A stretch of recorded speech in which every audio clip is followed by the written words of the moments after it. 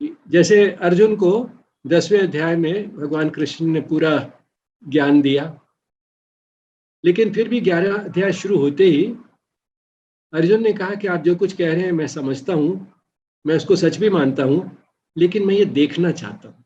देखना जो है एक्सपीरियंस है। तो भगवान कृष्ण ने उसको कहा कि जो साधारण तुम्हारे नेत्र हैं उनसे नहीं देख पाओगे, मैं तुम्हें दिव्य चक्षु दूंगा, दिव्य चक्षु ददामी, तो फिर देख पाओगे। उसको उस तरह की दृष्टि दी और देखा विराट रूप, तो अर्जुन को जो था पूरी तरह से पता चल गया कि क्या है। तो हमारे जो ऋषि हैं उनको भी अनुभव हुआ है, और उनमें से कुछ ने क्या किया है कि अनुभव को शब्दों में व्यक्त करने की कोशिश की है, और वही हमारे उपनिषद है। फिर कुछ बुद्धिजीवियों ने क्या किया है कि ऋषियों ने जो कुछ अनुभव किया उसको एक फिलॉसफी में, एक दर्शन में बांधा है। और ये भी हो सकता है कि जो ऋषि हो वही बुद्धिजीवी भी हो, और इस तरह के मेल का उदाहरण जो है श्री अरविंद से बेहतर मिलना मुश्किल है। तो द लाइफ डिवाइन जो दिव्य जीवन उनका ग्रंथ है, उसमें उनका अनुभव है, और उस अनुभव पे आधारित दर्शन भी है, स्पिरिचुअल फिलॉसफी भी है। और उनके अपने जीवन में अगर हम देखें सरफेस पे, वैसे तो महायोगी जन्म से ही थे, लेकिन सरफेस पे जो उन्होंने लाइफ जी, तो उनके जीवन में अगर हम देखें तो 14 साल तक बड़ौदा में वो भारतीय ग्रंथों को पढ़ते रहे, संस्कृत में, संस्कृत सीखी, और सारे वेद, उपनिषद, गीता और योग सूत्र और सब जो लगभग थे सारे ही पुराने ग्रंथ जो थे उन 14 वर्ष में उन्होंने पढ़ डाले। कुछ अनुभव भी हुआ 1907 में, जब विष्णु भास्कर लेले ने उनको कुछ मार्गदर्शन किया कि किस तरह से समाधि की स्थिति में जा सकते हैं।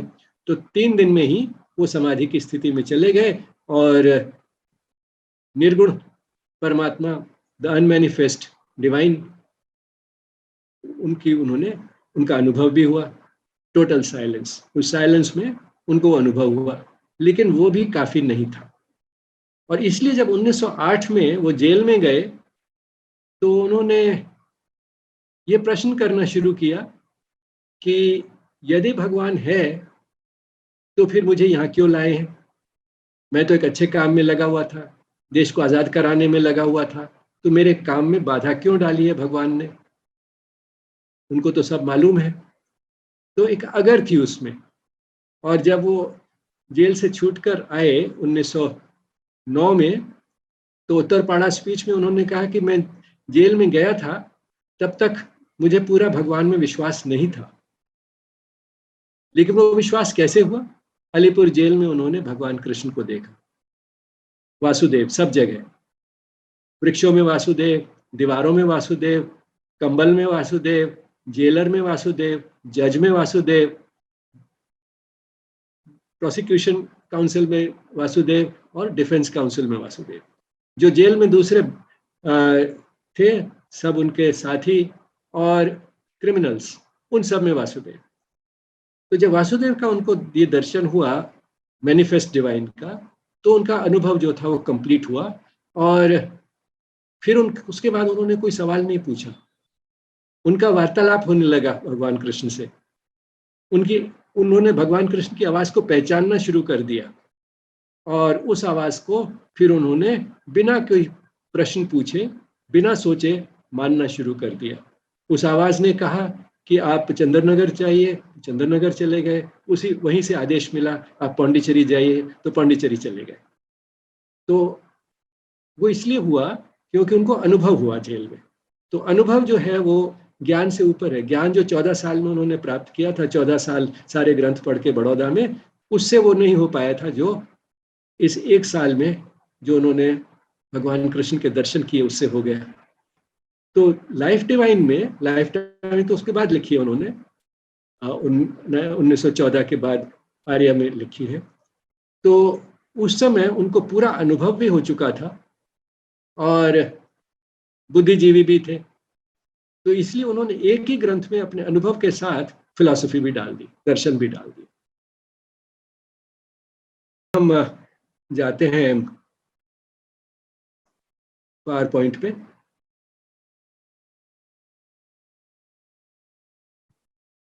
श्री महर्षि अरविंद को मेरा प्रणाम। आज की जो पुस्तक है, रादर स्क्रिप्चर, शास्त्र, द लाइफ डिवाइन, वो complete works of Shri Aurobindo, उसमें वॉल्यूम्स 21 एंड 22 है, और ये सारे जो वॉल्यूम्स हैं वो आप डाउनलोड कर सकते हैं, उनकी पीडीएफ डाउनलोड कर सकते हैं from the website of Shri Aurobindo आश्रम पौंडीचेरी।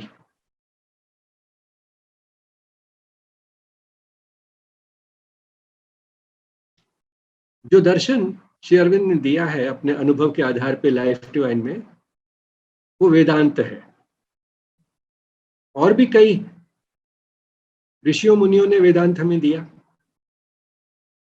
उनमें क्या फर्क है उसमें हम नहीं जाएंगे, लेकिन कुछ ऐसी चीजें हैं वेदांत में जो सब में कॉमन है, और मैं शुरुआत उससे कर रहा हूँ, लेकिन हम इसको डेवलप बाद में करेंगे। पहली चीज तो ये है कि ये जो हमारी सृष्टि है वो एक एक्सीडेंट नहीं है, किसी तरह से अचानक अपने आप से नहीं बन गई है, उसको डिजाइन किया है किसी ने।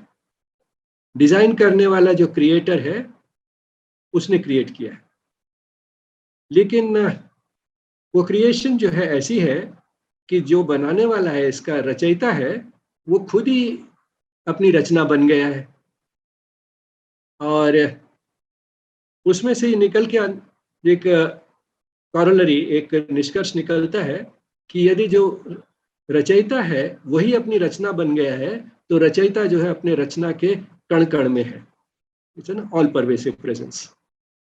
और बनाने के बाद, या बनने के बाद, राधा रचना बनने के बाद जगत को छोड़ नहीं दिया है, उसमें अभी भी रुचि है, और अभी भी उसमें उनका काम चल रहा है। किस तरह से चले, उसमें आज भी वो वही तय करते हैं कि यहाँ क्या होगा और क्या नहीं होगा। अब हम आते हैं कि हम वास्तव में एक मनुष्य, एक व्यक्ति है क्या, हु एम आई। तो ये एक बेसिक क्वेश्चन है जो हर स्पिरिचुअल फिलॉसफी उसका जवाब देती है, और वेदांत में भी वो है, और मैं इसकी भी डिटेल में नहीं जाऊंगा क्योंकि हम सब इससे परिचित हैं। हमें जो दिखाई देता है, जिसके इर्द गिर्द हमारा साधारण जीवन जो है, व्यवहारिक जीवन जो है घूमता है, वो है हमारा तन और मन। मन के दो पहलू हैं, हमारी भावनाएं और हमारी बुद्धि, physical, vital and mental. The body, the emotional part of the being and the intellect. लेकिन आत्मा है हमारी, छिपी हुई है, लेकिन वास्तव में वही सर्वोच्च चेतना है हमारी। सामर्थ्य मिलता है हमारे तन और मन को, और आत्मा जो है वो इनर्ट नहीं है, इनएक्टिव नहीं है, उसका एक एक्टिव पार्ट है, और वो है साइकिक बीइंग या चैत्य पुरुष। चैत्य पुरुष जो है हमारे दैनिक जीवन में भाग लेता है, और वहीं से हमें पता चलता है कि वास्तव में ठीक क्या है, गलत क्या है, क्या छिपी हुई चीज है। हमें उसकी आवाज जो है कभी सुनाई देती है, कभी नहीं सुनाई देती। जब सुनाई देती भी है तो बड़ी मंद होती है, और कई बार हमारी जो भावनाएं हैं या हमारी जो बुद्धि जो दलीलें देती है, वो इतना शोर मचाते हैं कि हम उनकी बात सुन लेते हैं, और यदि उनमें कोई मतभेद हो हमारे चैत्य पुरुष की आवाज से, तो हम चैत्य पुरुष की आवाज को नजरअंदाज कर देते हैं। लेकिन ये जो है, this is what an individual is. अब अगर ये एक इंडिविजुअल है तो सवाल ये पैदा होता है कि आत्मा अंदर गई कैसे, आत्मा है कहाँ, हमारे सिर में है या हमारे दिल में है, कहाँ पे, दिमाग में है या दिल में है, कहाँ पे। उसको समझने के लिए हमें पीछे जाना पड़ेगा, उस समय जब कुछ भी नहीं था, ये विश्व जो हम देखते हैं वो था ही नहीं। तो अब अगर बना तो उसके दो प्रश्न उठते हैं, दो पॉसिबिलिटीज हैं कि या तो वो अचानक किसी तरह से बन गया एक्सीडेंटली, या किसी ने उसको डिजाइन किया और अपने डिजाइन के हिसाब से बनाया। तो जो पहली पॉसिबिलिटी है वो तो एकदम से जल्दी से हम रिजेक्ट कर सकते हैं। क्यों? क्योंकि एक्सीडेंटली कोई भी चीज होती है तो उसमें कोई ऑर्डर नहीं होता, उसमें कंफ्यूजन ही होता है, उसमें एक डिसऑर्डर होता है। जैसे समझ लीजिए कि आपको कोई कहे कि एक ये जो बिल्डिंग कहीं है, जैसे जिस कमरे से मैं बोल रहा हूँ या जिन कमरों में आप बैठे हुए हैं, वो कैसे बनी? कुछ लोग यहाँ से गुजर रहे थे, उन्होंने ईंटें फेंकनी शुरू करी इस दिशा में और एक्सीडेंटली उन्होंने इस बिल्डिंग की या इस कमरे की शक्ल ले ली। तो हम कहेंगे ऐसे कैसे हो सकता है, ये तो कभी हो ही नहीं सकता। जरूर किसी आर्किटेक्ट ने डिजाइन बनाया होगा, फिर उस डिजाइन को देखकर किसी ने अपना माइंड अप्लाई करके एक एक करके ईंट रखी होगी, तभी ये बिल्डिंग बन सकती है। तो अगर एक बिल्डिंग बनाने के लिए एक डिजाइन की जरूरत है और इंटेलिजेंट एप्लीकेशन ऑफ माइंड की जरूरत है, तो इतना पूरा जो विश्व है, यूनिवर्स है, वो कैसे बन सकता था? तो जरूर किसी ने उसको डिजाइन किया है और बनाया है। तो जिन्होंने इतना विश्व की रचना की है, उनमें बहुत शक्ति होगी, बहुत सामर्थ्य होगा, बहुत बुद्धि होगी, और हम कह सकते हैं कि वो ऐसे होंगे जो सब कुछ जानते थे और सब कुछ कर सकते थे। So the starting point is an entity which new everything and could do everything. उनको हम कॉन्शियसनेस कह सकते हैं, कि कॉन्शियसनेस में दोनों ही चीजें होती हैं। कॉन्शियसनेस में चेतना है जिसको पता होता है, और कॉन्शियसनेस में एक शक्ति भी होती है, चित्त शक्ति होती है, जिसकी वजह से वो चेतना जो जो कुछ चाहती है उसको कार्यान्वित कर सकती है। तो ऐसी कोई चेतना होगी, कॉन्शियसनेस होगी जिसने ये किया। तो वो एंटिटी जो थी वो पहले ही थी, हम नाम उसे कोई भी दे सकते हैं, लेकिन वो एंटिटी जो थी वही थी और कुछ भी नहीं था उससे पहले। क्योंकि वही थी और वही एक एग्जिस्टेंस है, तो उसको हम सत्य बोल सकते हैं। और सत्य में कॉन्शियसनेस थी, चेतना थी, चित्त था और चित्त शक्ति भी थी। तो सत्य और चित्त। अब उस शक्ति ने निर्णय लिया कि एक विश्व की रचना करनी है। अब क्यों ये फैसला किया वो तो हम बता नहीं सकते, वही बता सकते हैं, लेकिन उनको कोई मजबूर तो नहीं कर सकता था ये करने के लिए, क्योंकि और था ही नहीं कुछ। तो मजबूर करने वाला कौन था? और कुछ तो था ही नहीं, वही तो थे। तो मजबूरी से तो नहीं किया है, इसका मतलब खुशी खुशी किया होगा। इसका मतलब कि उनमें एक आनंद की का एलिमेंट भी है। तो सत, चित और आनंद, तो सच्चिदानंद, उन्होंने जो था ये रचना की। रचना तो कर दी, लेकिन फिर भी उनको एक समस्या जरूर आई होगी। और वो समस्या क्या थी? कि वो तो नॉन मटेरियल थे, नॉन मटेरियल कॉन्शियसनेस, क्योंकि मटेरियल यूनिवर्स तो था ही नहीं, पदार्थ तो कोई था ही नहीं, सिर्फ कॉन्शियसनेस थी, लेकिन पदार्थ नहीं था। Was no material, there was no substance. तो ये जरूर कठिनाई आई होगी कि बिना किसी मटेरियल के मटेरियल यूनिवर्स कैसे बनाए। जैसे अगर एक बढ़ई है, उससे हमें एक टेबल बनवानी है, तो हम उसको लकड़ी देते हैं। तो बढ़ई जो है वो रचयिता है, लकड़ी जो है वो मटेरियल है, और टेबल जो है उसकी रचना है, क्रिएशन है। अब इस सिचुएशन में रचयिता है, उनके मन में है कि क्या बनाना है, लेकिन उसके लिए मटेरियल है ही नहीं। तो एक ही तरीका हो सकता है, और वो तरीका ये है कि वो खुद ही वो मटेरियल बन जाए, और यही उन्होंने किया। तो वेदांत में एक बेसिक चीज ये है, the creator did not create the creation, the creator became the creation. वो खुद ही मटेरियल बन गए। वो सब कुछ कर सकते थे, सब कुछ जानते थे, सब कुछ कर सकते थे। ये भी कर सकते थे कि मटेरियल फॉर्म धारण कर ले, एक रूप धारण कर ले। तो उन्होंने मटेरियल का रूप धारण कर लिया।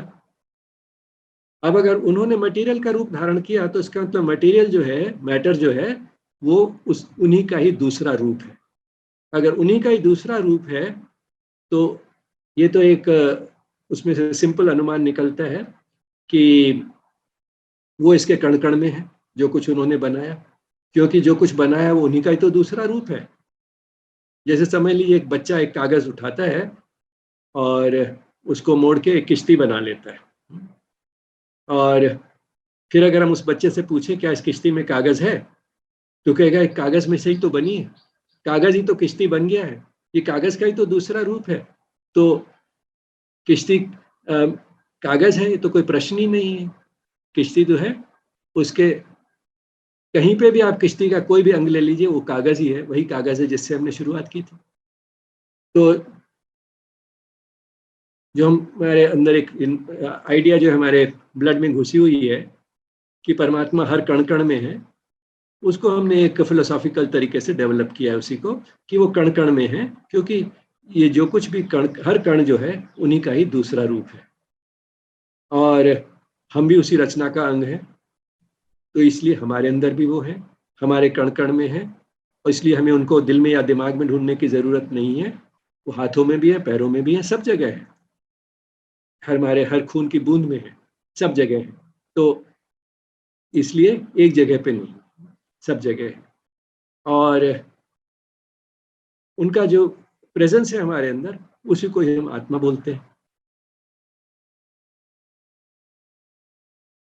और वो सब जगह है, ऑल परवेसिव स्पिरिट है, और हमारे अंदर भी है, तो उसी को हम बोलते हैं आत्मा। और इस तरह से हम संसार को जो देखते हैं उसको बोलते हैं spiritual world view. Spiritual world view एक स्पिरिचुअल तरीका जगत को देखने का एक दृष्टिकोण। स्पिरिचुअल इसलिए क्योंकि इसमें हम ये मानते हैं कि पूरे संसार में हर जगह हर चीज में एक स्पिरिट है। स्पिरिट क्या है? रचयिता का एक प्रेजेंस है। रचयिता जो है हर चीज में है, किस रूप में है? In the form of the spirit. Spirit क्यों बोलते हैं? क्योंकि वो है लेकिन दिखाई नहीं देते। स्पिरिट जो होती है लेकिन दिखाई नहीं देती। जैसे अगर आप एक पेंटिंग देखें तो सिर्फ पेंटिंग ही दिखाई देती है, लेकिन जो पेंटर है उसकी पर्सनालिटी उस पेंटिंग में है। तो आप पेंटर का अंदाजा लगा सकते हैं फ्रॉम द पेंटिंग। कोई कविता है तो कवि का एक पर्सनालिटी का अंदाजा लगा सकते हैं उसकी कविता में से। तो जो भी रचना होती है उसमें रचनाकार का एक आप अंदाजा लगा सकते हैं through the spirit of the, उसको हम बोलते हैं spirit of the painter, the spirit of the poet present in the poem और इन द पेंटिंग। तो इसीलिए इसको भी स्पिरिट बोलते हैं। एंड संसार को इस तरह से देखना जो है, that is the spiritual world view. और हमारे अंदर जो स्पिरिट है उसको हम आत्मा बोलते हैं या सोल बोलते हैं। और फर्क सिर्फ इतना ही है कि जब हम यूनिवर्सल लेवल पे बोलते हैं तो स्पिरिट बोलते हैं, अगर इंडिविजुअल की लेवल पे बोलते हैं तो सोल बोलते हैं, आत्मन और जीवात्मन।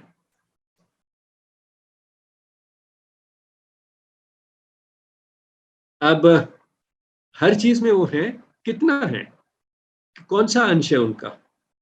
1/10, 1/100, 1/1000।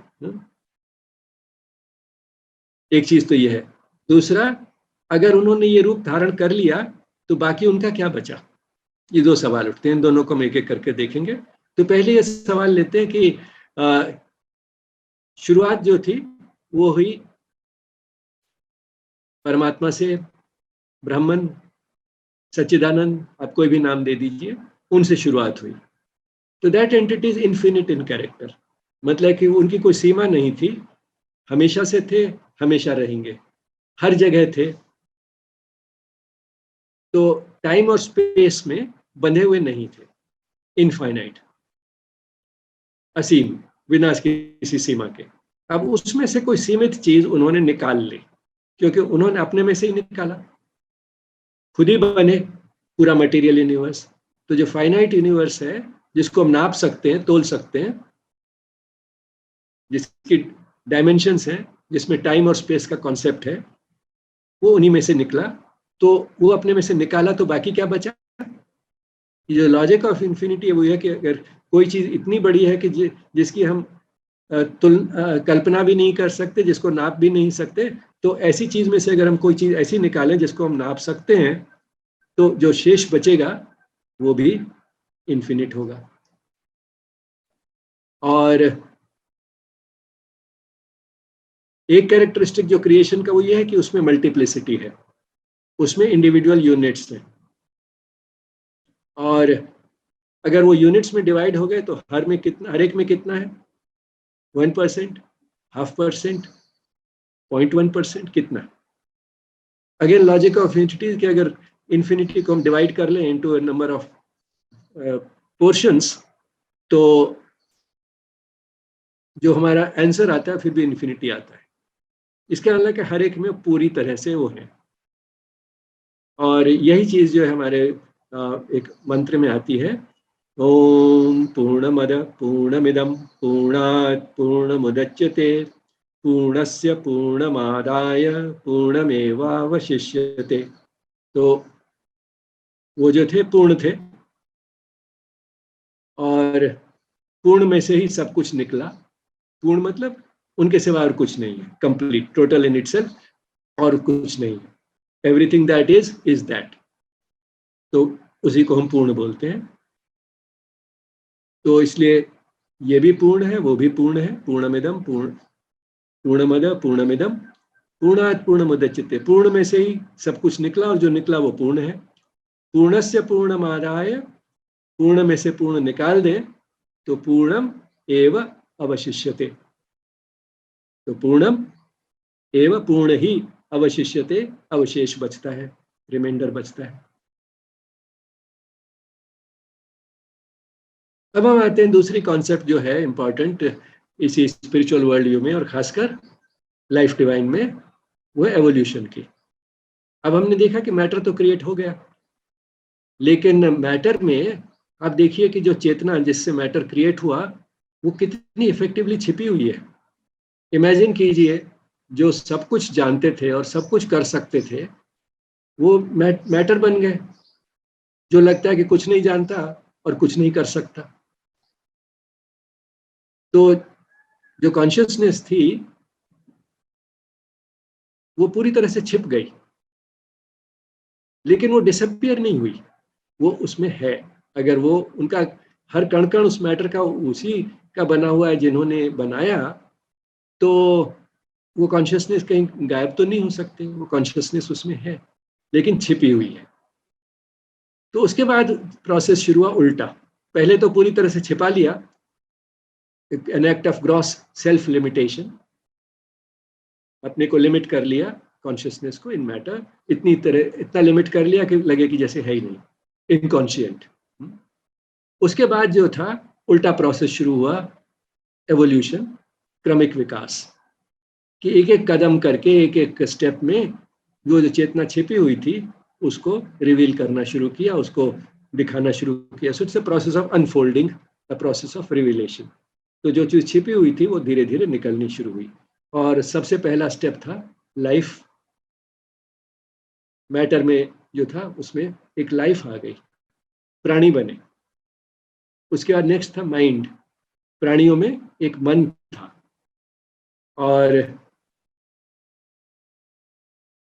उसमें एक लेटेस्ट प्रोडक्ट है, with a mind that is the human being. अब अगर इस तरह से चेतना जो है वो धीरे धीरे ज्यादा अपने को रिवील करती रही है एवोल्यूशन में, तो हम ये समझ सकते हैं कि इंसान जो है वो भी अभी तक जो डिवाइन कॉन्शियसनेस है उसको पूरी तरह तो नहीं व्यक्त करता, बहुत कम व्यक्त करता है। काफी कुछ जो सिमिलैरिटीज है पशु में और हमारे में, उससे हम देख सकते हैं कि हम भी पूरी तरह से व्यक्त नहीं करते। लेकिन इंसान में एक स्पेशल चीज जो है वो ये है, एक तो ये है कि बुद्धि ज्यादा विकसित है, लेकिन सबसे ज्यादा इंपॉर्टेंट चीज ये है कि मनुष्य में एक इच्छा है, एक अभिप्सा है कि मैं अपने को जानूं, मैं चारों तरफ जो जगत है उसको जानूं, और इसका जो अल्टीमेट ट्रूथ है, हाईएस्ट ट्रूथ है, उसको जानूं। ये सब कुछ कहाँ से आया, कैसे शुरू हुआ, हाईएस्ट ट्रूथ क्या है, कंप्लीट ट्रूथ क्या है, टोटल ट्रूथ क्या है, उसको मैं जानूं। तो एक अभिप्सा है, न केवल अभिप्सा है, वहां तक पहुंचने का सामर्थ्य भी है। और उसका जो है सबूत है हमारे ऋषि, जिन्होंने उस चेतना को पूरी तरह से रियलाइज किया और ये सत्य जो था जाना, और हमारे लिए उपनिषदों में और श्री अरविंद ने द लाइफ डिवाइन में, सावित्री में उसको शब्दों में व्यक्त किया है। तो मनुष्य जो है उसकी एक स्पेशलिटी यही है कि उसमें ये अभिप्सा है और उसको रियलाइज करने के लिए सामर्थ्य भी है। So yes both the urge and the capacity to know the ultimate truth, the highest truth. तो अब जो है हमें ये वेदांत के जो बेसिक फीचर्स हैं वो समझने में बिल्कुल उसी में से निकलते हैं एकदम आसानी से, कि the world is not an accident. ये अचानक से अपने आप नहीं बन गई दुनिया, और इसको डिजाइन किया गया। और डिजाइन कैसे हुई, क्रिएट कैसे हुई, जो इसको बनाने वाले थे रचयिता, वही अपनी रचना बन गए। और उसमें से अनुमान ये निकलता है, निष्कर्ष ये निकलता है कि जो रचयिता है वो रचना के कण कण में है, और रचयिता जो है जिन्होंने इस सृष्टि का निर्माण किया है वो अभी भी एक्टिव हैं। और एक सबूत तो उसका यही है कि एवोल्यूशन चल रही है, एवोल्यूशन की एक डायरेक्शन है। तो संसार जो है वो ड्रिफ्ट नहीं कर रहा, ये नहीं कि एक्सीडेंटली अब बन गया तो बन गया, अब जो हो कभी इधर जा रहा है कभी उधर जा रहा है। उसकी जो प्रोग्रेस है उसमें एक डायरेक्शन है, ओवरऑल डायरेक्शन है। एंड दैट डायरेक्शन इज कि ये चेतना जो छिपी हुई थी मैटर में वो एक्सप्रेस होनी शुरू हो जाए, और ज्यादा ज्यादा स्टेप बाय स्टेप ज्यादा एक्सप्रेस हो। That is the overall direction in which the creation is moving. और वो जो है जो इन्होंने बनाया है उसको, उन्हीं की इच्छा को व्यक्त करता है, उन्हीं का ये डिजाइन को व्यक्त करता है। अब ये तो बेसिक फैक्ट्स जो वेदांत के, इसको इसमें से हम हाँ, बेसिक फैक्ट्स जो हैं इसको हम फर्दर डेवलप करें। अब इनमें से काफी कुछ तो जो है वो अनुभव है, लेकिन अनुभव के बेसिस पे अगर हम इसको और डेवलप करें इनटू ओवरऑल फिलॉसफी, तो हम उसको कई रूप दे सकते हैं। यही जो एक बुद्धि का कमाल है कि बुद्धि जो है एक ही चीज को कई तरीके से देख सकती है। तो इसीलिए हमें वेदांत के भी कई रूप मिल जाते हैं। अब एक रूप तो ये है कि अब हमें ये सीक्रेट पता चल गया कि ये विश्व बना कैसे। अब सीक्रेट बना कैसे, तो अब इसका मतलब ये हुआ कि जो कुछ हमें दिखाई देता है वास्तव में वो नहीं है जो हमें दिखाई देता है। इल्यूजन का मतलब क्या होता है, या माया का मतलब क्या होता है, कि जो चीज दिखाई देती है वो वास्तव में वो नहीं है, वो कुछ और है। जैसे हमें दिखाई देता है सांप, लेकिन वो सांप नहीं है, रस्सी है। तो इट्स एन इल्यूजन।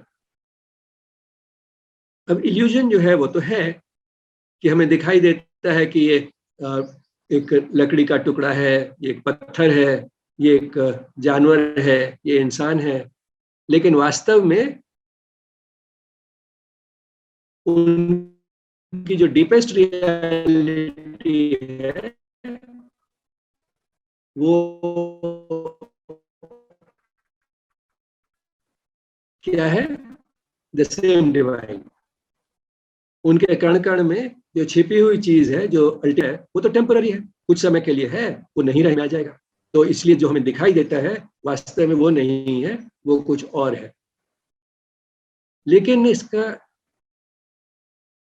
और अगर इस तरह से है तो हमारा जो मन और बुद्धि है और हमारा तन और मन है, वो जो हमें संसार के सब बंधनों में जकड़ लेते हैं, सब पचड़ों में डाल देते हैं, और ये सारी जिसमें हम इन्वॉल्व हो जाते हैं, जिसमें हम बाकी सब कुछ भूल जाते हैं कि वास्तव में संसार है क्या, तो वो तो एक बंधन है। और जो अक्लमंद है वो तो इस बंधन में नहीं फंसेगा, और बंधन में वो अगर नहीं फंसेगा और जो चीज असली है उसको पाने की कोशिश करेगा, न होगा बांस न बजेगी बांसुरी, न वो संसार में रहेगा, न संसार की समस्याएं उसके लिए रहेंगी। तो इसलिए वो तो संसार छोड़ के चला जाएगा और जो असली चीज है उसको ढूंढ निकालेगा, और फिर उसके बाद उसको इस संसार में वापस आने की जरूरत नहीं है। यहाँ के जो साइकिल है बर्थ और डेथ का, उससे वो बच जाएगा। अब ये एक तरीका है देखने का। और आप देखेंगे कि शुरुआत जो थी वो वहीं से हुई कि वास्तव में जो दिखाई देता है वो नहीं है जो है। वो तो सीख है कि जो दिखाई देती चीज वैसी वो नहीं है, लेकिन इसका मतलब ये नहीं है कि वो झूठ है, असत्य है। कि अगर हमें दिखाई देता है कि सांप है लेकिन वो रस्सी है, तो चाहे वो सांप नहीं है लेकिन रस्सी तो असली है। और अगर हम कहें कि वो टेम्पररी है, तो उससे भी कोई फर्क नहीं पड़ता। जब तक है तब तक तो वो चीज असली असली रस्सी है। जैसे समझ लीजिए मटके हैं, अलग अलग शक्ल के मटके हैं, सुराइयां हैं मिट्टी के बने हुए।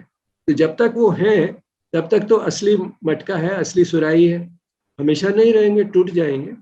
उनकी जो डीपर रियलिटी और मिट्टी है, मिट्टी फिर रिसाइकल होकर नई शक्ल के घड़े और सुराइयां बन जाएंगे। लेकिन इसका ये नहीं कि जब तक वो हैं घड़े तब तक वो झूठे हैं, वो सच है। तो real, it is not a piece of falsehood. वास्तव में हम उसको एक, जो रचयिता है उसकी एक ग्रेट कैपेसिटी समझ सकते हैं। माया जो एक बड़ी कैपेसिटी है कि आप इमेजिन कीजिए, जो सब कुछ जानता है और सब कुछ कर सकता है, उसने ऐसा रूप धारण कर लिया कि जो कुछ नहीं जानता और कुछ नहीं कर सकता। और फिर उसमें कई और फॉर्म्स क्रिएट किए जिनमें भी बहुत अविद्या छिपी हुई है, जो बहुत कम जानते हैं। जो प्राणी हैं, इंक्लूडिंग ह्यूमन बींग्स, बहुत कम जानते हैं। और सिर्फ इंसान जो कोशिश करके ज्यादा जान सकता है, लेकिन सब कुछ नहीं जान सकता। जो ओरिजिनल कॉन्शियसनेस जो थी, जिसने क्रिएट किया है, वो जानते थे, उतना नहीं जान सकते। तो इतने रूप ले लिए जो अविद्या से भरे हुए हैं। तो उसी एक ने, जो सब कुछ जानते थे और सब कुछ कर सकते थे, इतने हजारों रूप ले लिए। तो एक किस्म से जैसे एक एक्टर होता है किसी पिक्चर में, उसके 3-4 रोल होते हैं। एक रोल में जवान होता है, एक में बूढ़ा होता है, एक में राजा होता है, एक में भिखारी होता है। तो हम कहते हैं कितना अच्छा एक्टर है, इतने रोल लिए हैं, लेकिन हर रोल में लगता है जैसे वो वही है। जो रोल लिया है वो बिल्कुल वैसा ही दिखता है। अब यहाँ एक ग्रेट एक्टर है जिसने इतने सारे हजारों रूप ले लिए, तो हम कहते हैं कि वो एक्टर जो है, वो जो कुछ रूप ले लिए वो सारे रूप झूठ है। It's not an falsehood, it's not unreal, it's only a great capacity. तो उसी चीज को जो हमने शुरू में वेदांत के देखे बेसिक फीचर्स, जो एक्सपीरियंस पे बेस्ड है, उसको हम एक दूसरी तरह से भी देख सकते हैं। कि संसार जो है वो ईश्वर की ही अभिव्यक्ति है, परमात्मा की अभिव्यक्ति है, ब्रह्मन की अभिव्यक्ति है। और यदि वो डिवाइन परमात्मा वो सत्य है, तो संसार इसलिए असत्य नहीं हो सकता। क्योंकि जो सत्य है उसी का दूसरा रूप असत्य कैसे हो सकता है। और हमें अगर उन्होंने तन और मन दिए हैं और एक अभिप्सा दी है कि हम जो हाईएस्ट ट्रूथ है उसको पहचाने, तो तन और मन जो हम इसीलिए दिए ताकि हम उनको एक यंत्र के रूप में यूज कर सके। और हमें जो जीवन दिया है उसमें वो मटेरियल है, वो सर्कमस्टेंसेस है, वो परिस्थितियां हैं जिससे कि हम उसको पहचान सके। और अगर हम हाईएस्ट ट्रूथ को पहचान लेंगे तो हमारा जो जीवन है वो बदल जाएगा, क्योंकि अब हम अपने जीवन को ऑर्गेनाइज कर सकते हैं उस नए सत्य के इर्द गिर्द। जो एक थोड़ा सा ज्ञान है हमें, जो हमें मन और बुद्धि से मिलता है, उसके इर्द गिर्द हम अपने जीवन को चलाते रहते हैं। लेकिन यदि अगर हमारा ज्ञान बढ़ जाए, इतना बढ़ जाए कि हम हाईएस्ट ट्रूथ पता चल जाए, उसको हम ज्ञान नहीं, फिर हम विद्या बोलना शुरू कर देते हैं। तो यदि वो विद्या हमें मिल जाए तो हम उस विद्या के इर्द गिर्द अपने जीवन को ऑर्गेनाइज कर सकते हैं। तो ये जो है, that should be our goal, कि तक हमारे जीवन को हम एक नया रूप दे सके। और उसका फायदा क्या होगा हमें? एक फायदा तो सबसे बड़ा ये होगा कि हमारा जो संसार के जो दुख है वो डिसअपियर हो जाएंगे। उसको थोड़ा थोड़ा हम समझने की कोशिश करेंगे, आज ज्यादा डिटेल में नहीं जा पाएंगे, कि जीवन को आनंदमय बनाने का यही एक तरीका है। तो आनंदमय बनाने के लिए हमें जरूरी नहीं कि हमारी मृत्यु हो और हम किसी दूसरे संसार में जाएं जहां पे आनंद होता है। वहां भी आनंद नहीं मिलेगा जब तक हमने यहाँ अपना होमवर्क पूरा नहीं किया और उस दिशा में नहीं गए जिस दिशा में जाकर हमें इस सत्य का अनुभव हो। यदि हम शेरविंद का दर्शन जो लाइफ डिवाइन में है उसको समअप करें तो हम कह सकते हैं कि वो वास्तव में वो भी एक वेदांत का ही रूप है। और डेविड फ्रॉली ने शेरविंद के वेदांत को इंटेग्रल वेदांता बोला, which is a very appropriate term, क्योंकि शेरविंद किसी भी चीज को डील करते हैं तो उसमें कुछ भी रह नहीं जाता, वो कंप्लीट होता है, टोटल होता है। तो इंटेग्रल का मतलब भी टोटल होता है, तो उनका वेदांत भी कंप्लीट है, टोटल है, उसमें कुछ चीज बाहर नहीं छोड़ी है, हर चीज जो है उसमें इंक्लूडेड है। तो इट्स इंटेग्रल वेदांत। और उसमें जो उन्होंने डायरेक्शन उसको दी है, टिल्ट दी है, वो लाइफ एफर्मेशन की दी है कि जीवन को एक्सेप्ट करना, जीवन को रिजेक्ट नहीं करना, ये नहीं कहना कि ये झूठ है इसलिए उसका तिरस्कार करके छोड़ने भागने की कोशिश करना जीवन से भागना नहीं है, जीवन में भाग लेना है, वो दिशा दी है। और उनका बहुत ज्यादा जो जोर है वो एवोल्यूशन पे है। एक तो एवोल्यूशन नेचुरली हुई है कि जिसमें जो रूप था उसने कोई भाग नहीं लिया। मैटर में जब लाइफ आई तो उसके लिए मैटर को कुछ नहीं करना पड़ा। लाइफ के आने के बाद जब माइंड आया, जो सबसे पहले जब माइंड आया तो जो प्राणियों में माइंड नहीं था उनको कुछ करना नहीं पड़ा, अपने आप से आया, एक नेचुरल प्रोसेस से आया। क्यों? क्योंकि वही एक दिशा जो थी वो रचयिता ने चुनी थी कि धीरे धीरे अपनी चेतना को ज्यादा व्यक्त करना है, तो उस नेचुरल प्रोसेस में होता चला गया। लेकिन इंसान को एक अवेयरनेस दी है कि एवोल्यूशन हो सकती है, मैं इवॉल्व कर सकता हूं, और इसलिए अब जो है वो प्रोसेस कॉन्शियस हो सकता है, इंसान में वो कॉन्शियस हो सकता है। इसका ये नहीं कि नेचुरल प्रोसेस रुक जाएगा, लेकिन हम उस नेचुरल प्रोसेस के साथ कोलैबोरेट कर सकते हैं, उसमें सहयोग दे सकते हैं। और उसका रिजल्ट क्या होगा? उसका रिजल्ट ये होगा कि धीरे धीरे मनुष्य की चेतना का स्तर ऊंचा जाएगा, केवल एक इंसान का नहीं, ज्यादा लोग ऐसे होंगे जिनकी चेतना का स्तर ऊंचा जाएगा। अपने जीवन में वो प्रयत्न करेंगे कि चेतना का स्तर ऊंचा उठे, मतलब कि ज्यादा ज्ञान हो और वो विद्या की तरफ जाए। और जब ऐसा होगा तो उनके जीवन पे प्रभाव होगा, और उनके जीवन पे प्रभाव होने से क्या होगा कि संसार जो है वो एक नए तरीके से चलना शुरू होगा। संसार एक दुख का स्थान होने की बजाय यहाँ पे पृथ्वी पे स्वर्ग उतर आएगा। So this futuristic vision and assurance, उन्होंने देखा कि ये संसार का दिशा क्या है आगे, और आश्वासन दिया कि ये तो जरूर होगा ही।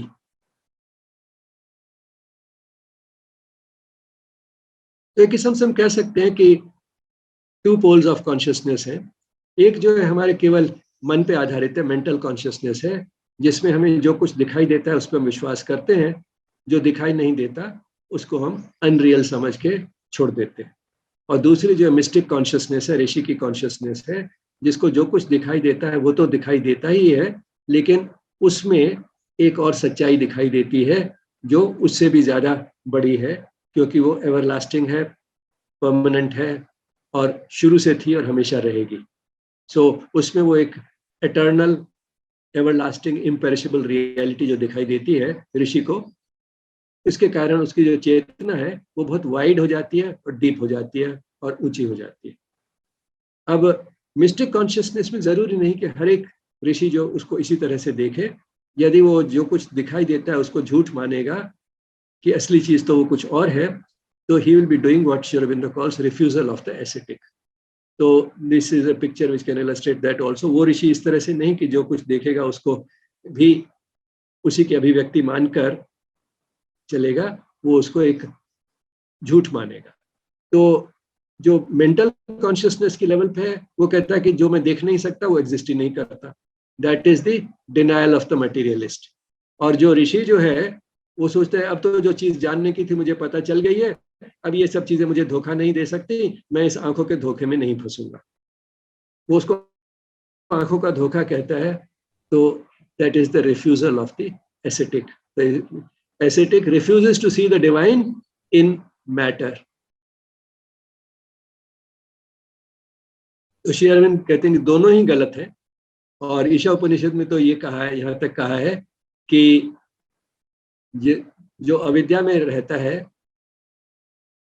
वो तो अंधकार में है ही, लेकिन उससे ज्यादा अंधकार में वो है जिसको विद्या है। अब ये बड़ा उल्टा और अजीब लगता है, लेकिन जो जिसके पास विद्या है और वो इसलिए सोचता है कि जो मुझे पता चल गया है तो मैं इस धोखे में नहीं फंसूंगा, वो वास्तव में ज्यादा अंधकार में है, क्योंकि उसको पता चल गया कि जो सबसे ऊंची चीज है वो तो पता चल गई है, उससे आगे और है क्या जानने के लिए। तो इसका मतलब कि उसको हम उम्मीद भी नहीं कर सकते कि वो आगे ये देख पाएगा कि वास्तव में आंखों का धोखा नहीं है। The divine resides in this also. जिसको जो मेंटल कॉन्शियसनेस के लेवल पे है उसको हो सकता है कि एहसास हो जाए कि मैं अविद्या के का जीवन जी रहा हूं, तो कम से कम उम्मीद कर सकते हैं कि शायद उसमें वो अभिप्सा जो है जगेगी, तो खोज पे निकलेगा और उस दिशा में जाएगा जिस तरफ उसको वो डीपर रियलिटी, एवरलास्टिंग रियलिटी दिखाई देनी शुरू होगी। और वास्तव में जीवन का लक्ष्य वही है, कुछ कदम उस दिशा में लेना जो हमें मेंटल कॉन्शियसनेस से मिस्टिक कॉन्शियसनेस की तरफ ले जाए। That is the purpose of life. Mistake consciousness तक पहुंचना is the goal of life. तो गोल तो एक फिक्स्ड पॉइंट होता है, लेकिन पर्पस जो है वो एक डायरेक्शन होती है सिर्फ। तो डायरेक्शन में जाना और डायरेक्शन समझना इंपॉर्टेंट है, क्योंकि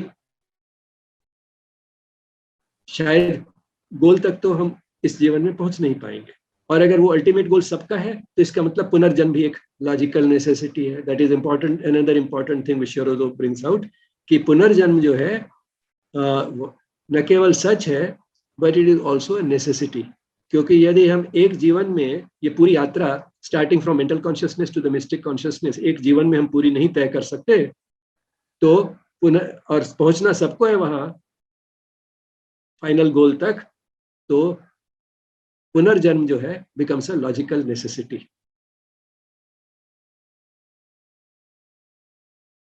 अब लॉजिक से हम आते हैं कि पूरी जो लाइफ डिवाइन है उसमें एक्सपीरियंस के साथ साथ दर्शन है। दर्शन में लॉजिक होता है। आप तर्क वितर्क से जो है एक फिलॉसफी डेवलप करते हैं, और उसमें श्री अरविंद जो थे ऐसे माहिर थे कि हम बाकी जो कुछ सीखते हैं लाइफ डिवाइन से वो तो है ही, लेकिन साथ में हम ये भी देखते हैं कि वास्तव में आर्ग्यूमेंट किस तरह से दी जाए, लॉजिक को किस तरह इस्तेमाल किया जाए, और जिसके साथ हम एग्री नहीं करते उसके साथ जो है हम कैसा व्यवहार करें, सिंपैथेटिक क्रिटिक कैसे बने, और जो उसका पॉइंट ऑफ व्यू है उसके लिए जो जस्टिफिकेशन है वो भी दें। और इसलिए कई बार आप देखते हैं लाइफ डिवाइन में कि आपको लगता है कि कुछ पढ़ के नहीं ये तो श्री अरविंदो का व्यू नहीं हो सकता, लेकिन वास्तव में अपना व्यू दे भी नहीं रहे, वो ही बता रहे हैं कि किसी और ने क्या सोचा है। जैसे रिफ्यूजल ऑफ द एसेटिक, तो उसने रिफ्यूजल क्यों किया, या लाइफ निगेटिंग टिल्ट जो है जिसको हमने कहा कि संसार को छोड़ के भाग जाओ, जिसने ऐसा कहा वो क्यों कहा, उसमें भी एक लॉजिक है। उसका लॉजिक वो देंगे, ज्यादा अच्छा तरह से देंगे, वो शायद खुद नहीं दे सकता था अपने कि क्यों संसार छोड़ के भागना चाहिए, वो उतना अच्छी तरह नहीं एक्सप्लेन कर सकता था जितना अच्छा श्री अरविंदो एक्सप्लेन करेंगे। वो सब कुछ बोल के फिर आएगा लेकिन परंतु उसमें क्या डिफेक्ट है, और उस डिफेक्ट को दूर करने के लिए दूसरी तरह से लॉजिक यूज करेंगे और फिर आपको अपना बताएंगे कि उनका पॉइंट ऑफ व्यू क्या है। तो लेसन इन लॉजिक, उसका एक समय खत्म हो रहा है। मैं तो सोचा था कि कोई एग्जांपल दूंगा एक कि कैसे वो जो है दूसरे के पॉइंट ऑफ व्यू के लिए आर्ग्यू करते हैं और फिर अपना पॉइंट ऑफ व्यू देते हैं। तो वो कई जगह मिलेगा आपको लाइफ डिवाइन। और ये शुरुआत जो होती है लाइफ डिवाइन की होती है कि ये जो ह्यूमन एस्पिरेशन है कि मैं असली सच को जानूं, कंप्लीट सच को जानूं, वो एक ऐसी एस्पिरेशन है जो हमेशा से रही है और हमेशा रहेगी। कई प्रयत्न किए गए उसको खत्म करने के, लेकिन खत्म हो नहीं पाई। जैसे कम्युनिस्ट कंट्रीज में उन्होंने कहा कि ये सब जो है गलत है, और एक किस्म से क्राइम हो गया भगवान की बात करना भी। तो लेकिन जैसे ही कम्युनिस्ट रेजिम खत्म हुआ वहां, तो वो चीजें सब वापस आ गई। अब श्री अरविंद जो है बेसिक जो ह्यूमन प्रॉब्लम्स हैं उनको एड्रेस करते हैं इसमें। बेसिक जो ह्यूमन प्रॉब्लम है वो अविद्या है, और हम ये समझ सकते हैं कि जितना ज्ञान ज्यादा होगा उतना ही सामर्थ्य ज्यादा होगा। Knowledge is power. तो करस्पॉन्डिंगली इग्नोरेंस इज इनकैपेसिटी, कि जितना जो हमारी लेवल ऑफ कॉन्शियसनेस है वो डिटरमिन कर सकती है हमारी कैपेसिटी को, और जैसी हमारी कैपेसिटी होगी वो डिटरमिन करती है हमारे बिहेवियर और लाइफ को। तो इग्नोरेंस लीड्स टू इनकैपेसिटी, और इनकैपेसिटी होगी तो हमें अपनी इनकैपेसिटी को दूर करने की एक इच्छा होगी। अगर हम अपने को इनकम्प्लीट समझेंगे तो कंप्लीट करने की इच्छा होगी। तो उसी वो डिजायर की जड़ है, और डिजायर्स जो है वो पूरी नहीं हो पाएंगी, या हो पाएंगी और जो हमने उनसे सोचा था मिलेगा वो नहीं मिलेगा, तो सफरिंग होगी। तो ये जो चीज है, ignorance leading to incapacity, incapacity leading to desire and suffering, वो तो हर प्राणी में है। लेकिन इंसान की जो है यूनिकनेस वो है कि उसको इस इग्नोरेंस को दूर करने के लिए एक अभिप्सा है। एक जगह वो कहते हैं कि प्रॉब्लम्स ऑफ ह्यूमन लाइफ जो ये है कि हम जो है ना अपने को ठीक तरह जानते हैं, न दूसरों को जानते हैं। इस सब के बारे में जो हमारा ज्ञान है वो पार्शियल है, और पार्शियल नॉलेज जो होता है वो डिस्टॉर्टेड होता है, जो न केवल इनकम्प्लीट होता है, वो गलत भी होता है। और ये जैसे आप मेरे बारे में जो कुछ जानते हैं उससे आप मेरी एक इमेज बनाते हैं, लेकिन जो नहीं जानते जो कुछ, उसको नहीं यूज कर सकते। तो हम अपने को भी पूरी तरह से नहीं जानते, वो तो है ही, लेकिन दूसरों को अपने से भी कम जानते हैं।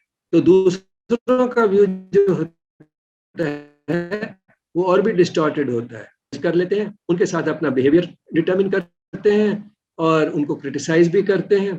तो नॉलेज जो है वो डिस्टॉर्टेड नॉलेज की वजह से ही होता है। और उसको दूर करने के लिए जो हमारे टूल्स हैं, माइंड जो हमें मिला है, that is a very weak tool.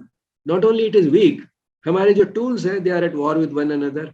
हमारा मन, बुद्धि और तन, और मन और बुद्धि, वो तीनों जो है एक दूसरे से कश्मकश में लगे रहते हैं। ये चीजें हमने पिछले भी कुछ सेशंस में भी देखी हैं कि कैसे वो एक दूसरे के साथ तो और भी ज्यादा कमजोर हो जाते हैं। अगर कमजोर सोल्जर हो और वो आपस में सोल्जर्स लड़ना शुरू कर दें तो और भी कमजोर हो जाएंगे। तो यदि अविद्या जो है वो जड़ है, तो सोल्यूशन इज नॉलेज। और नॉलेज के लिए सबसे पहली चीज ये है कि सोर्स हम ढूंढें। सोर्स हमारे अंदर है, हमारे अंदर वो नॉलेज का सोर्स है हमारे आत्मा के रूप में, और उसका एक डायनेमिक एस्पेक्ट है चैत्य पुरुष।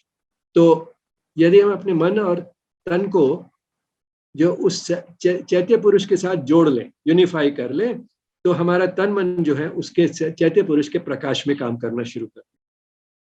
तो ये जो हमें एफर्ट करना है कि हम उस आवाज को पहचाने और अपना जो दैनिक जीवन में जो हम निर्णय लें वो उस प्रकाश में, उस दैनिक उस चैत्य पुरुष की प्रकाश में लेने की कोशिश करें। उससे जो है हमारे मन और बुद्धि का रूपांतर होना शुरू हो जाएगा। That is psychic transformation. हमारी चेतना जो है ऊंची जानी शुरू हो जाएगी। That's a type of an ascent, process is ascent. लेकिन उसके साथ साथ एक और चीज होगी, हमारी जो सॉइल होगी, हमारी जो वेसल होगी, वो तैयार हो जाएगी फॉर अ स्पिरिचुअल डिसेंट। तो जो ईश्वर की चेतना है वो अंदर डिसेंट करना शुरू करेगी। तो दैट इज स्पिरिचुअल ट्रांसफॉर्मेशन। तो पहले असेंट होना चाहिए फिर डिसेंट। ये जरूरी नहीं है कंप्लीट हो असेंट तभी डिसेंट हो। कुछ केसेस में स्पिरिचुअल ट्रांसफॉर्मेशन से शुरुआत हो सकती है और फिर साइकिक हो सकती है। कुछ केसेस में साइकिक और उसके बाद स्पिरिचुअल, और काफी डिस्टेंस तक साइकिक और स्पिरिचुअल ट्रांसफॉर्मेशन साथ साथ चल सकती है। लेकिन एक तीसरी ट्रांसफॉर्मेशन है सुपरामेंटल ट्रांसफॉर्मेशन। वो शुरू तभी होगी जब साइकिक और स्पिरिचुअल ट्रांसफॉर्मेशन कंप्लीट हो जाएगी। उसके बाद ही वो जो नया प्रिंसिपल श्री अरबिंदो ने डिस्क्राइब किया है सुपरामेंटल, वो ट्रांसफॉर्मेशन उसके बाद ही हो सकती है, क्योंकि तब तक हमारा जो मटेरियल है वेसल है वो तैयार नहीं है फॉर सुप्रामेंटल ट्रांसफॉर्मेशन। उसमें जो है न केवल हमारे मन और बुद्धि का रूपांतर होगा, लेकिन शरीर का भी ऐसा रूपांतर हो सकता है कि मृत्यु जो है वही खत्म हो जाए, मृत्यु की जरूरत ही नहीं रहेगी।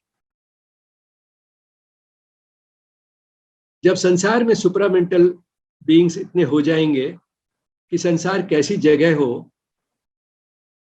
संसार किस तरह से आनंद से भरा होगा, जैसे सावित्री में कहते हैं to feel love and oneness is to live. तो जब ज्यादा लोग जो है वो वननेस फील करना शुरू करें, उस वननेस की वजह से प्रेम बढ़ेगा, तो संसार जो कैसा होगा उसका एक बड़ा अच्छा डिस्क्रिप्शन मोनास्टिक बीइंग में आता है towards the end of the life divine. तो suggested reading is of course the life divine, लेकिन लाइफ डिवाइन 1000 पेज है, उसी को आप पोएटिक भाषा में समरी उसकी पढ़ना चाहें तो वो आती है book 1 canto 4 the secret knowledge. उसमें एक किस्म से लाइफ डिवाइन की समरी है। और अगर आप और भी सिंपल चाहते हैं तो उसमें कुछ गलत हो सकता है, क्योंकि मेरी सीमित बुद्धि से लिखी हुई है द अंडरस्टैंडिंग स्पिरिचुअलिटी।